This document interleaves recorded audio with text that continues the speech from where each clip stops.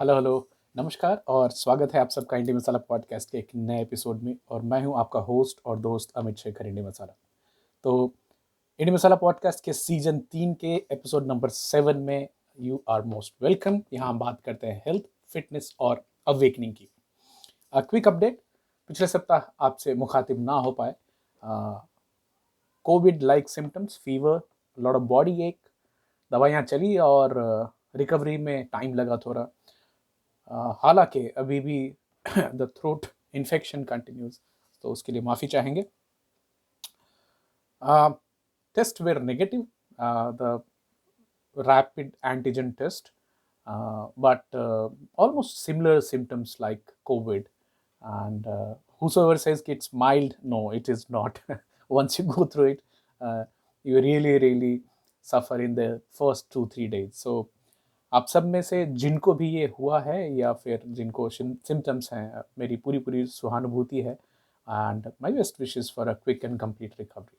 आज हम एक बड़ी इंटरेस्टिंग से कॉन्सेप्ट की बात करने वाले हैं जो अक्सर हमारे खान पान में मैं देख रहा हूँ मिसिंग होता जा रहा है और मिसिंग है, जो कि बचपन में हमारे यहाँ प्रॉपर हुआ करता था। And as the title of the episode discloses, sprouting, चीज़ों को अंकुरित करना, अंकुरित करके खाना। तो चाहे वो मूंग स्प्राउट हो कि चना स्प्राउट हो और बाकी उन चीज़ों की बात करेंगे। तो बेसिकली स्प्राउट हम उन सीड्स को करते हैं। सीड क्या है, बीज क्या है? तो बीज एम्ब्रॉयनिक स्टेज होते हैं प्लांट लाइफ में, और टिपिकली 3 चीज़ें एक बीज के अंदर में पाई जाती हैं, होती हैं। एक एम्ब्रियो होता है, एक एंडोस्पर्म होता है और द सीड कोट होता है। तो जो एम्ब्रियो है वो तो पूरा एक छोटा सा प्लांट मिनिएचर ही होता है, जिसमें कि आपको रूट भी होते हैं, स्टेम भी होता है और लीव्स भी होते हैं। और जो एंडोस्पर्म होता है वो nutritive, I would say, compartment और कंपोनेंट है एक सीड का। और एंडोस्पर्म में बेसिकली स्टार्च होते हैं, ऑयल होता है और अलग अलग तरह के प्रोटीन्स पाए जाते हैं। और जो सीड कोट है, तो सीड कोट मोटा मोटा, it's a protective layer which protects the seed from outside. अब एक इंटरेस्टिंग सी कॉन्सेप्ट आजकल निकल के आ रही है कि जो प्लांट जो है और अपने जो सीड बनाते हैं, तो they try to propagate their journey next generation में। तो उसको एक डॉर्मेंट हालत में, सीड डॉर्मेंट होते हैं, जब तक उनको एक करेक्ट मॉइस्चर और करेक्ट सॉइल टेम्परेचर ना मिल जाए, तो आप बीज को सालों साल रख सकते हैं और वो अंकुरित तभी होगा जब एक फेवरेबल इन्वायरमेंट मिलेगा। तो to protect during that phase, अभी जो नई साइंस बता रही है, न्यूट्रिटिव साइंस, की seeds also contain something called anti nutrient. ये ऐसे केमिकल्स कंपाउंड होते हैं, फाइटोकेमिकल्स ही होते हैं, जो कि हमें, हम आपको, जानवरों को, उनकी जो न्यूट्रिटिव चीज़ें हैं, न्यूट्रिशन है उसके अंदर, उसको एब्जॉर्ब करने में रुकावट पैदा करते हैं। अब जैसे बहुत सारी सीड हम फ्रूट में नहीं खाते हैं, हाँ? जो हम फल खा रहे होते हैं तो सीड निकाल कर फेंक देते हैं। आपको एक जानकारी आश्चर्य भी होगा कि जो एप्पल है और एप्पल के सीड्स बहुत ज़्यादा खाए जाएँ तो उसमें साइनाइड की भी कुछ मात्रा होती है and it can be poisonous. However, अब टिपिकली हम पीनट्स हो, लेंटिल्स हो, बीन्स हो, पीज हो, हम खाते रहते हैं, ये भी अलग अलग तरह के सीड्स हैं। अब जहाँ तक जो एंटी न्यूट्रिएंट की बात है, तो कुछ एग्जाम्पल आपको बताना चाहूँगा।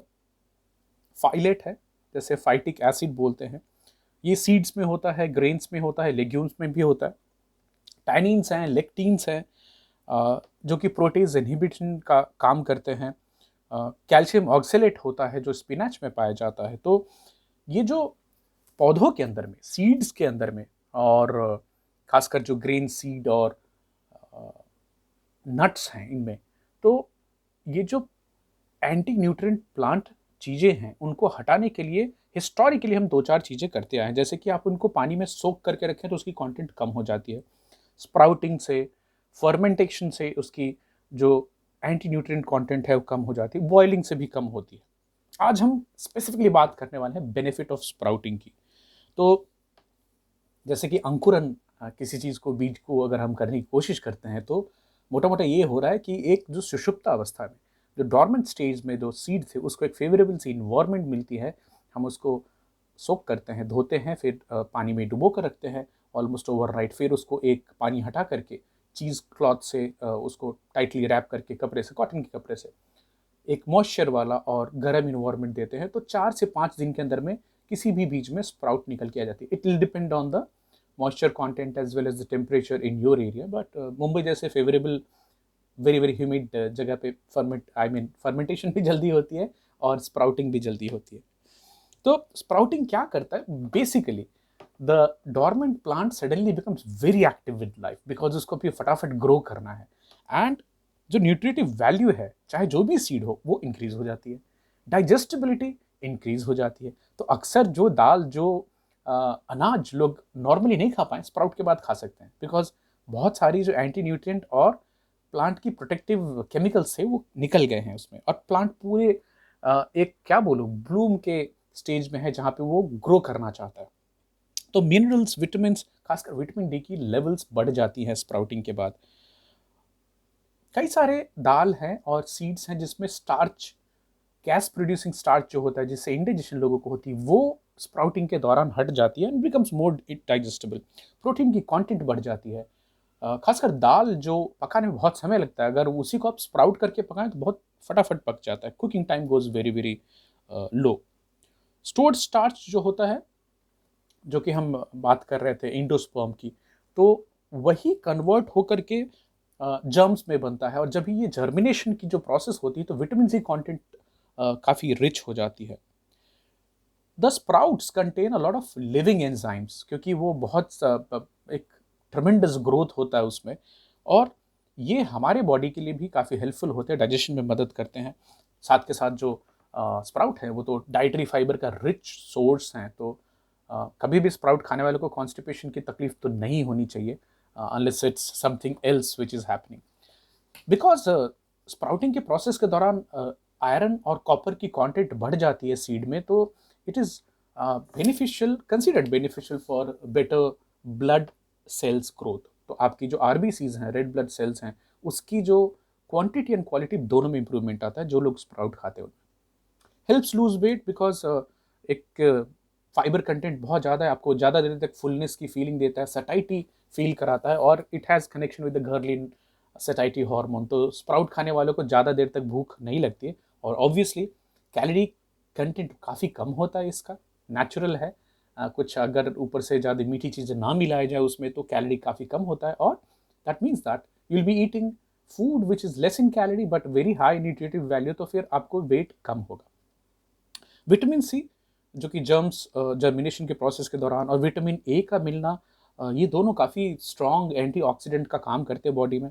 आई साइट के लिए काफ़ी इंपॉर्टेंट हो जाता है विटामिन ए, और आँखों को हमारे फ्री रेडिकल डैमेज से भी बचाता है, जो कि नॉर्मली हमारी बॉडी में जो अ, एक एनर्जी की कंजम्पशन और एनर्जी का जो प्रोडक्शन का जो सिलसिला चलता रहता है, तो उसमें बहुत सारे फ्री ऑक्सीजन रेडिकल्स निकलते हैं जिनको एंटीऑक्सीडेंट कम करते हैं बॉडी में, और स्प्राउट उसमें काफ़ी ऊपर में आता है। इसमें एक खास नाम लेना चाहूँगा ओमेगा 3 फैटी एसिड का, जो हमारे शरीर को काफ़ी हेल्पफुल एंटी इन्फ्लेमेटरी प्रॉपर्टीज देता है, सूजन कम करता है शरीर में। ओमेगा 3 आपकी त्वचा को, आपकी बॉडी को, आपके ऑर्गन्स को एक काफ़ी अच्छे फंक्शनिंग स्टेट में रखता है।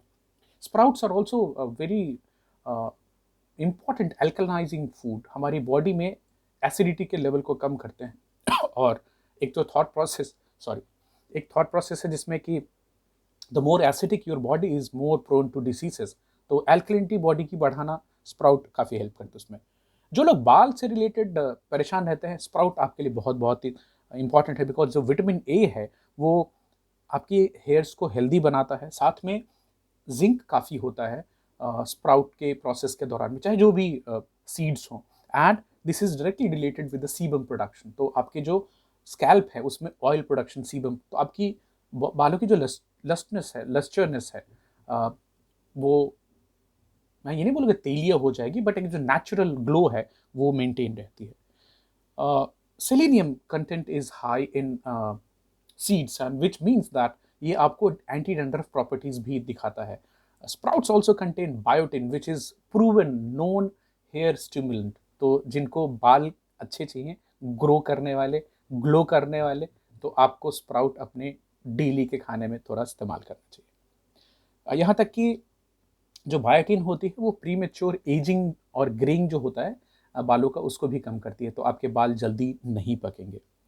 स्किन की बात कर ले तो स्किन को एंटीऑक्सीडेंट बहुत बहुत चाहिए होता है, और जो विटामिन सी स्प्राउट्स के थ्रू मिलती है, दैट इंश्योर्स कि हमारी बॉडी में कोलेजन की प्रोडक्शन प्रॉपरली होते रहें। कोलेजन आपकी स्किन को इलास्टिसिटी देती है, सपलनेस देती है, और जैसे जैसे आपकी बॉडी में कोलेजन की, मतलब क्या बोलूँ, सीमेंट का काम करती है, तो जैसे कोलेजन के लेवल्स कम होंगे आपकी बॉडी में, आपकी स्किन में झुर्रियाँ, लूज होना, टाइटनिंग कम होती जाएगी। सिलिका पाई जाती है, जो कि again it's a wonderful regenerative process for the skin. तो नए स्किन सेल्स को बनने के लिए सिलिका की ज़रूरत होती है, जो कि स्प्राउट्स में पाई जाती है।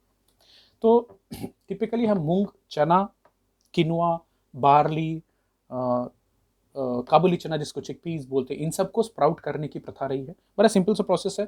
ओवरनाइट पहले तुमको धोना है, फिर ओवरनाइट पानी में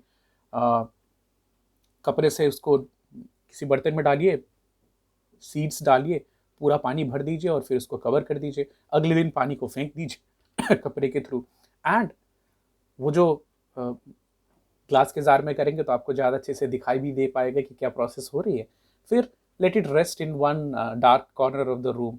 4 से 5 दिन के अंदर में आपको बहुत सारा स्प्राउट निकल के आ जाएगा। मुंबई जैसे इन्वायरमेंट में तो बहुत जल्दी हो जाता है। प्रॉब्ली टेक्स, सोनी से कंफर्म करूंगा, 1 या 2 दिन में ही मूंग स्प्राउट तैयार हो जाती है हमारे यहाँ। एक जाते जाते एक प्रिकॉशन बताना चाहूँगा कि do not consume sprout which appear sticky.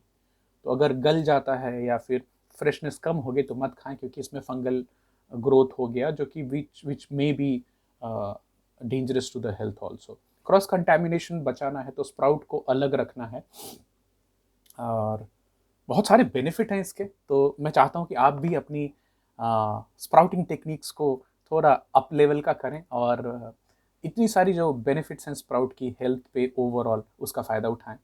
It definitely makes for a nice salad. आप किसी भी तरह इसको, काफ़ी वर्सेटाइल भी होता है। तो आपके यहाँ स्प्राउट कैसे इस्तेमाल किया जाता है? नहीं होता है तो बिल्कुल शुरुआत कीजिए, अगर होता है तो कैसे होता है मुझे अपने कमेंट्स में ज़रूर बताइएगा। And wish you a very healthy weekend ahead. कल मिलते हैं वापस आपको एक और नए इंटरेस्टिंग टॉपिक के साथ। तब तक आपसे विदा लेता हूँ। Amit Shekhar, Indie Masala. Thank you so much.